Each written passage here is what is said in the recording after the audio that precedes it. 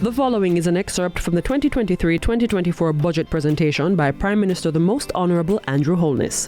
This administration has undertaken the biggest spend in Jamaica's history on irrigation, investing billions in the Essex Valley Irrigation Scheme to serve parts of St. Elizabeth, Manchester, and the Southern Plains Irrigation Scheme, which will serve farmers in parts of Clarendon and St. Catherine.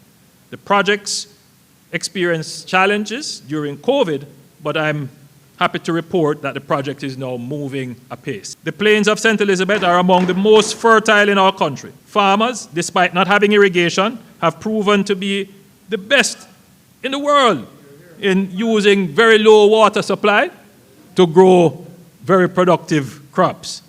We undertook a feasibility study to take water from the Black River and use it to irrigate the plains of St. Elizabeth. We will be declaring the Pedro Plains Irrigation Scheme a national strategic project. We will bring water to hundreds of farmers and communities, including Flagaman, Greenfield, Southfield, and Top Hill.